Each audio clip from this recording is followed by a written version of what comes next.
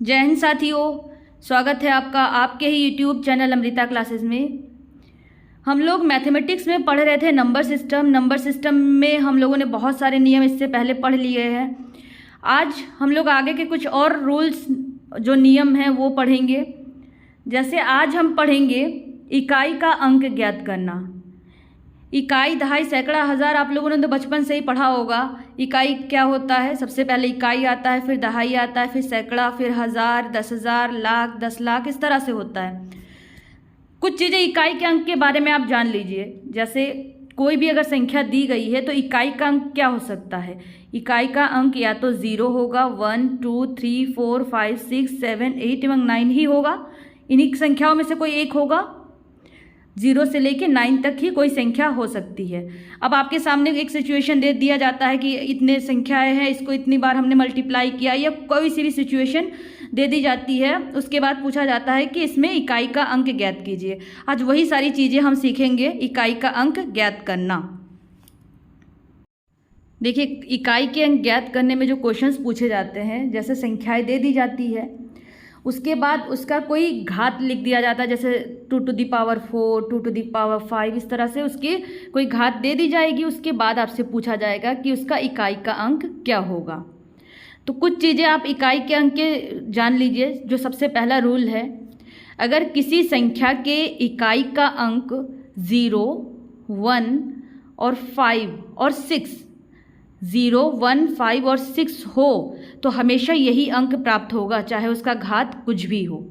ठीक है, चाहे उस संख्या का पावर कुछ भी हो। अगर इकाई के अंक में अगर आपके पास दिया गया है 510, तो 510 की पावर चाहे कितनी भी हो, 510 की पावर 10, 20, 40 कितनी भी हो, हमेशा इकाई का अंक क्या मिलेगा? 0 ही।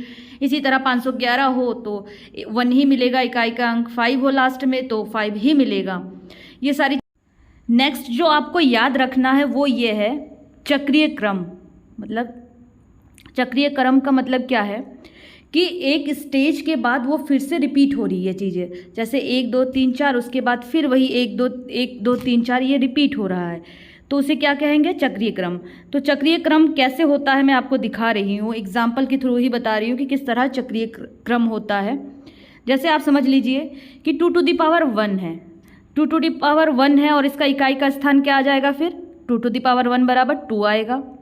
इसी तरह अगर 2 to the power 2 है तो इसका क्या हो जाएगा? 2 दूनी 4, इकाई का अंक भी 4 ही होगा। अगर 2 to the power 3 है तो क्या हो जाएगा? 2 दूनी 4 दूनी 8। इसी तरह 2 to the power 4 है तो क्या हो जाएगा? 2 दूनी 4 दूनी 8 दूनी 16, यानी कि आया क्या आपका इकाई का अंक? 6। इकाई 6 ही होगा ना। 16 में इकाई का अंक क्या हो जाएगा? 6। इसी तरह अगर 2 to the power 5 किए तो क्या हो जाएगा? 2 दूनी 4 दूनी 8 दूनी 16 दूनी 32, 32 हुआ। 32 में इकाई का अंक क्या है? इकाई का अंक है 2। देखिए आप ऊपर जाइए, आप 2 to the power 1, वहाँ पे क्या था? 2 रिपीट हो रहा है 2। अब 2 to the power अगर हम 6 पे गए तो 32 दूना 64, इकाई का अंक क्या हो गया? 4। इसी तरह 2 to the power 7 पे गए, 64 दूना कितना हो जाएगा? 128, आया 8। तो यानी कि 4 बार जब आपने पावर किया उसके बाद रिपीट हो रहा है चीज़ें। इसी तरह 3 में भी देख लीजिए। जैसे 3 to the power 1 है तो कितना हो जाएगा? 3 इकाई का अंक। 3 to the power 2 है, यानी 3 त्रिका 9, तो इकाई का अंक क्या हो जाएगा? 9। इसी तरह 3 to the power 3 है तो 3 त्रिका 9, 30, 27, यानी इसमें इकाई का अंक क्या हो जाएगा? 7। इसी तरह 3 की पावर अगर 4 है तो क्या हो जाएगा? 27 तिया 81, यानी जो इकाई का अंक हो जाएगा 1। उसके बाद अगर 3 to the power हम 5 किए तो कितना आ जाएगा?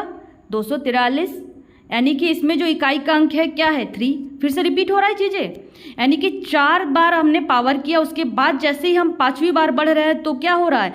फिर से वो रिपीट हो रहा है इकाई का अंक। ये चीज़ आप समझने की कोशिश करिए मैं क्या कहना चाह रही हूँ कि पावर 4 बार होने के बाद उसके बाद फिर से ये इकाई का अंक रिपीट हो रहा है। और ये जो क्रम है सिर्फ 2 और 3 के लिए ही नहीं है। हम किसी भी संख्या के वो ले ले, चाहे वो बड़ी से बड़ी संख्या हो या छोटी से छोटी संख्या हो, 4 घात के बाद वो चीज़ें रिपीट होने लगती है, यानी कि पावर 4 तक हुई, उसके बाद अगर फिर से पावर बढ़ाया तो उसके बाद इकाई का अंक रिपीट होने लगता है। ये बात आप समझिए कि अगर पावर बढ़ता जाएगा और संख्या भी बड़ी हो, हमें संख्या बड़ी होने से कोई मतलब नहीं, हमें इकाई का अंक देखना है। इकाई का अंक हमें 0 से लेकर 9 तक ही हो सकता है। तो हमने देखा कि अगर 2 और 3 में घात हम 4 तक गए, 4 के बाद क्या हो रहा है, रिपीट हो रहा है। ठीक है, कुछ लोग शायद घात और ये पावर समझ नहीं पा रहे होंगे, जो मैथ्स में थोड़े से वीक होंगे। आप लोगों को पता होगा, अगर जैसे 2 की पावर अगर 4 है या 2 की घात हिंदी में क्या है 4 है, तो उसे हम कैसे लिखते हैं, 2 गुणे 2 गुणे 2 गुणे 4 बार लिखते हैं। जैसे 2 की पावर 3 हो तो हम 2 गुणे 2 गुणे 2 3 बार लिखेंगे, 5 है तो 5 बार लिखेंगे। इस तरह से घात को लिखा जाता है। यानी घात का मतलब है उतनी बार संख्या रिपीट हो रही है, उतनी बार उनका गुणा किया जा रहा है। अब इसी घात वाले में क्वेश्चन जो आता है या पावर वाले जो क्वेश्चंस आते हैं, उसके कुछ रूल आप जान लीजिए। जैसे सबसे पहला नियम है, सबसे पहला नियम या आप कह लीजिए ये फॉर्मूला ही है कि अगर संख्या के इकाई का अंक सम हो और घात 4 से विभाज्य हो तो इकाई का अंक 6 होगा। ठीक है, समझ रहे बातों को। यदि संख्या के इकाई का अंक सम हो और घात 4 से विभाज्य हो तो इकाई का अंक 6 होगा। देखिए, इसको छोटे से एग्जाम्पल से ही आपको समझा रहे हैं। जैसे आप समझिए कि 2 ही ले लीजिए आप, 2 की पावर आप 8 ले लीजिए, 2 की पावर 8, ठीक है, या 2 की पावर 4, दोनों ही आप ले लीजिए। देखिए 4 भी अगर घात 4 है तो भी वो 4 से विभाज्य है, 4 एकम 4। अगर 2 की पावर आप 8 लेते हो तो 2 की पावर 4 जो 8 है ये भी 4 से विभाज्य है। अब देखिए 2 की पावर अगर 4 है तो कितना होगा, 2 दूनी 4 दूनी 8 दूनी 16, तो यहाँ आया 16। 16 में इकाई का अंक क्या है, 16 में इकाई का अंक होगा 6। यहाँ पे यही तो नियम कह रहा है कि इकाई का अंक 6 होगा अगर घात 4 से विभाज्य हो और सम संख्या हो। दूसरी संख्या हमने क्या ली थी, 2 की पावर 8, तो 8 यानी 2 दूनी 4 दूनी 8 दूनी 16 दूना 32 दूना 64 दूना 128 दूना 256। 256 में इकाई का अंक क्या होगा, 6। यहाँ पे भी देखिए अंक सम है और घात 4 से विभाज्य है तो इकाई का अंक क्या आया, 6 आया। ये एक नियम है, इसे आप याद रखिए। आगे के क्वेश्चन इसी पे ही बेस्ड होगा, आगे बहुत सारे क्वेश्चन इससे रिलेटेड करेंगे, लेकिन ये नियम आप याद रखिए।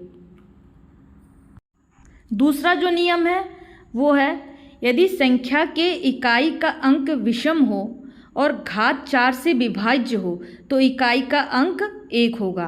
पहला कंडीशन था कि अंक इकाई का अंक सम हो, दूसरा कंडीशन है इकाई का अंक विषम हो।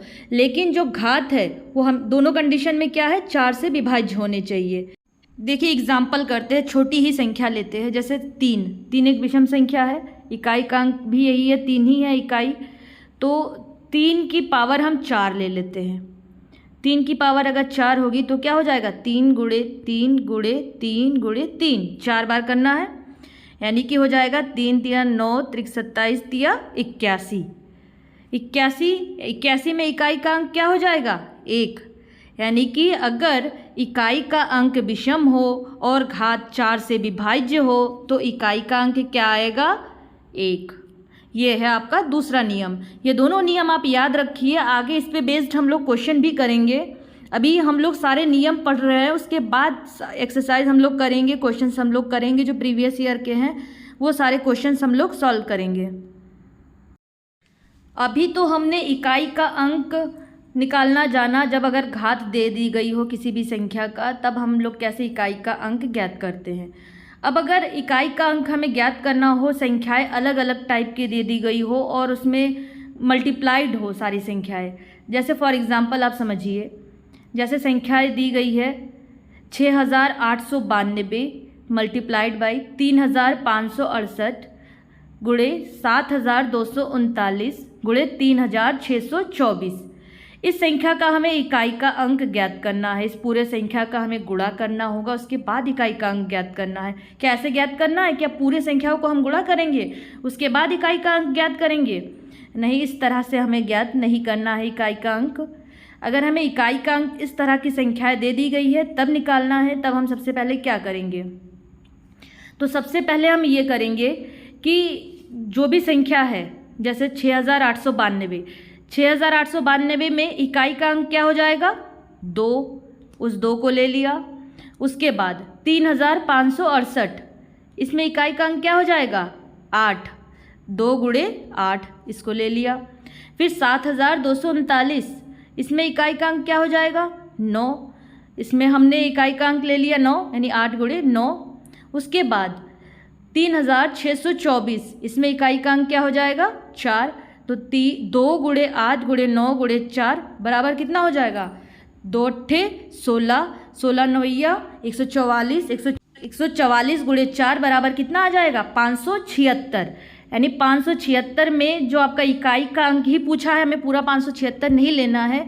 इकाई का अंक यहाँ 576 में क्या हो जाएगा? 6, यानी कि इसका सही आंसर क्या हो जाएगा? 6। इस तरह के क्वेश्चंस पूछे जाते हैं। जैसे आपको कई सारी संख्याएं दे दी जाएगी गुणनखंड में, गुणा करते हुए उसके बाद आपसे पूछा जाएगा कि इसमें इकाई का अंक क्या होगा। तो आपको क्या करना है? सिंपली सिर्फ उसके इकाई के अंक को लेना है, उसे आपस में गुणा कर देना है। गुणा करने के बाद उसका जो इकाई का अंक आएगा वही आपका आंसर हो जाएगा। इस तरह के आगे और बहुत सारे आप लोगों को क्वेश्चंस करके दिखाएंगे कि किस तरह से क्वेश्चंस करने हैं। देखिए, घात वाले क्वेश्चंस कैसे सॉल्व किए जाते हैं। एक क्वेश्चंस मैं सॉल्व करके दिखा दे रही हूँ कि किस तरह से घात वाले क्वेश्चन सॉल्व किया जाता है। जैसे अगर क्वेश्चन दिया हुआ है 3,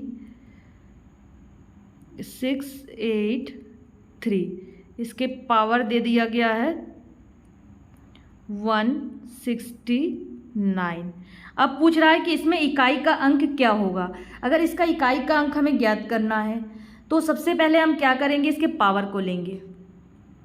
सबसे पहले तो यहाँ यही देखेंगे कि इकाई का अंक यहाँ पे क्या है? यहाँ पे 3 है, जो कि एक विषम संख्या है।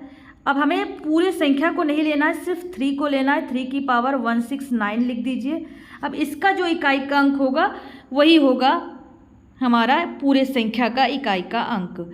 अब देखिए, हमने क्या कहा था कि 4 बार अगर घात हमने कर लिया उसके बाद रिपीट होता है, यानी कि जो 169 है इसको हमें सबसे पहले क्या करना है? इसे हम 169 को हम 4 से डिवाइड कर देते हैं। 169 को अगर हम 4 से डिवाइड करेंगे तो हमारा शेषफल कितना आएगा? शेषफल आएगा, देखिए 4 चौक 16, 4 दूनी 8, हमारा शेषफल क्या बचेगा? 1।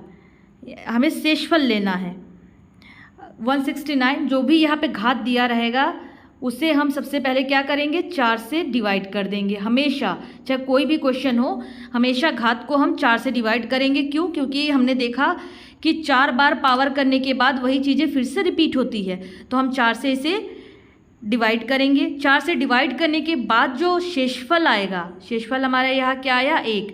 अब इस शेषफल, जो भी शेषफल यहाँ पे आया वही इसका पावर हो जाएगा, यानी कि 3 की पावर क्या हो गया? 1।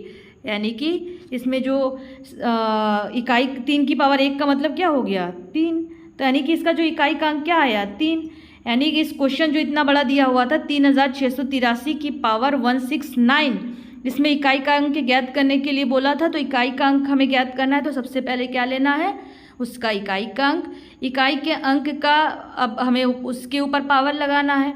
अब पावर को हमें सबसे पहले क्या करना है? 4 से डिवाइड करना है। 4 से डिवाइड करने के बाद हमारा शेषफल जो भी आएगा उसको उस इकाई के अंक पे रख देना है।